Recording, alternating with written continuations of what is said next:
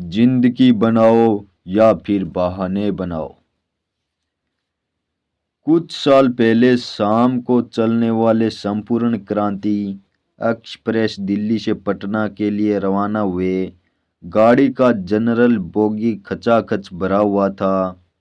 हम भी उसी जनरल बोगी में किसी प्रकार एक पांव पर खड़े थे। गाड़ी रवाना हुई। गर्मी का मौसम था। अब यात्रियों के बीच वार्तालाप शुरू हो गई। आप कभी ना कभी रेलवे के जनरल बोगी में यात्रा जरूर किए होंगे। भारत की असली छवि इसी में दिखाई पड़ती है। एक से बढ़कर एक महान विद्वान वक्ता कवि इस बोगी में यात्रा करते हुए आपको नजर आएंगे। पीछे से एक महानुभाव जोर से बोल रहे थे, क्या करते बचपन में ही पिताजी की मौत हो गई, मजबूरी में पढ़ाई छोड़कर दिल्ली आना पड़ा। अगर आज पिताजी होते तो हम भी बड़े सरकारी अधिकारी बने होते। उसके ठीक सामने वाले यात्री उनकी बात का समर्थन करते हुए बोले, हाँ भैया जी, हमारे साथ भी कुछ ऐसा ही हुआ। पिताजी बीमार रहते, ऊपर से तीन तीन बहनें भी थी। बहन की शादी करने के लिए नौकरी करो या पढ़ाई, और हम भाग कर दिल्ली आ गए। नौकरी करके तीनों बहन की शादी की। अगर पिताजी बीमार ना होते तो आज हम भी कोई अच्छा नौकरी ले लेते। ऊपर वाली सीट से आवाज आई, ठीक कहते हैं भैया जी, हम तो आप दोनों से यह कहे कि दुनिया का सबसे बदनसीब आदमी है। बचपन में ही पिताजी घर से निकाल दिए और दिल्ली आ गया। स्कूल का मुंह भी नहीं देख पाए, इसलिए आज दिल्ली में फुटपाथ पर ठेला चला रहे हैं। नहीं तो आज हम भी अच्छे से अच्छे नौकरी पा जाते। दोस्तों, एक से बढ़कर एक बहाना, ऐसे ऐसे बहाना जिसकी आप कल्पना भी नहीं कर सकते हैं। गाड़ी दिल्ली से पटना पहुंच जाए पर यह बहाना कभी खत्म ना हो। तो क्या यह बहाने वास्तव में सच है? अगर सच है तो क्या हम परिस्थितियों के दास है? अगर किसी का पिता नहीं है या बीमार है तो क्या हुआ, जिंदगी से हार मान जाएगा? अगर कोई कम उम्र में जल्दी आ गया, क्या वह अपना मंजिल नहीं बना सकता है? दोस्तों, कहावत है, काम ना करने के 100 बहाने हो सकते हैं, लेकिन काम करने के लिए सिर्फ एक कारण होते हैं। इसलिए मैं बार बार कहता हूँ, जिंदगी बनाओ या फिर बहाने बनाओ।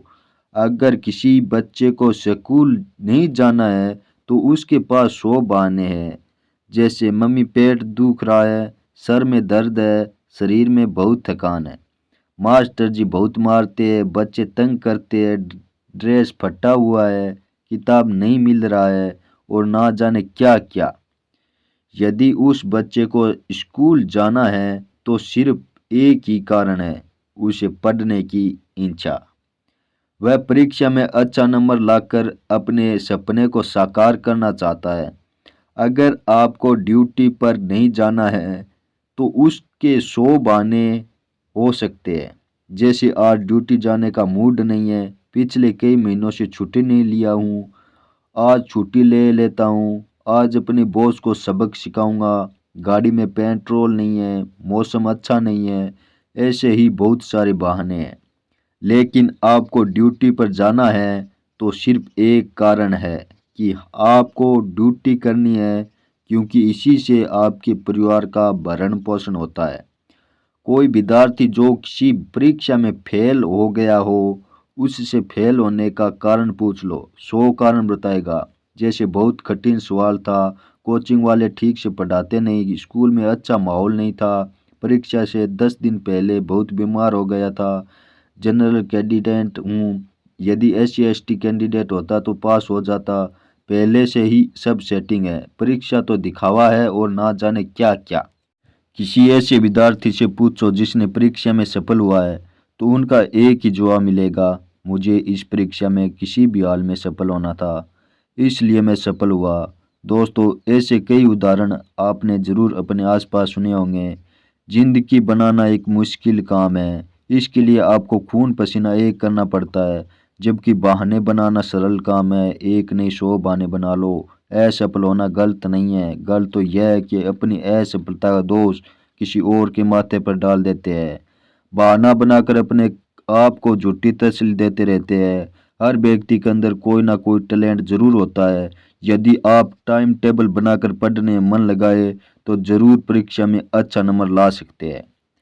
अमेरिका के पूर्व राष्ट्रपति अब्राहम लिंकन का जीवन गाथा एक बार जरूर पढ़ ले।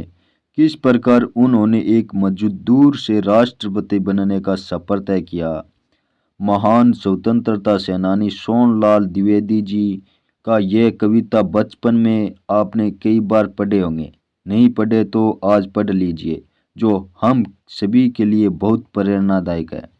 हार नहीं होती, लहरों से डरकर नौका पार नहीं होती, कोशिश करने वालों की कभी हार नहीं होती। नन्ही चींटी जब दाना लेकर चलती है, चढ़ती दीवारों पर सौ सौ बार फिसलती। मन का उत्साह रंगों में सांस भरता है, चढ़कर गिरना गिरकर चढ़ना ना अखरता है।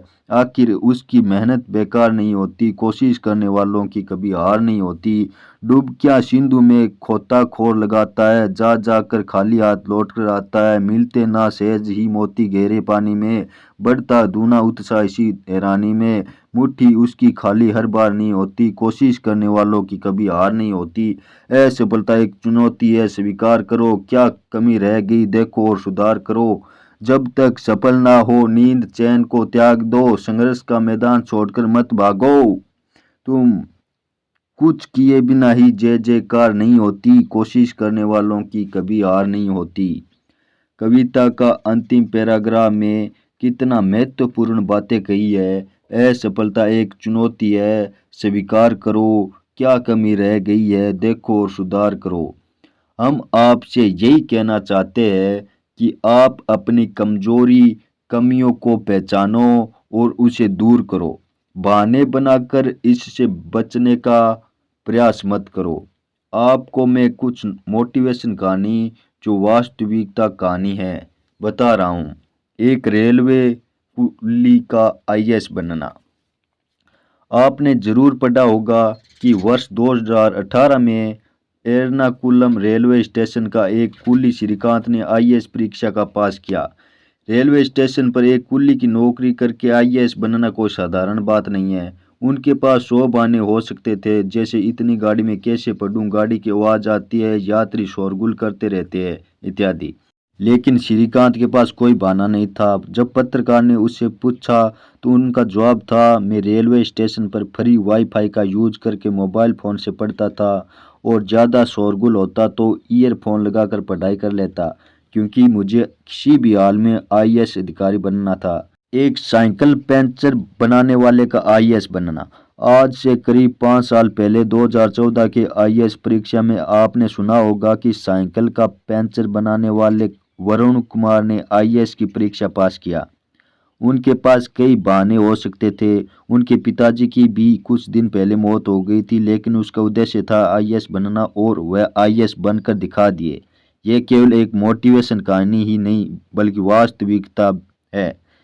जो हो गया उसे सोचा नहीं करते, जो मिल गया उसे खोया नहीं करते। हासिल उन्हें होती है सफलता जो वक्त और हालात पर रोया नहीं करते।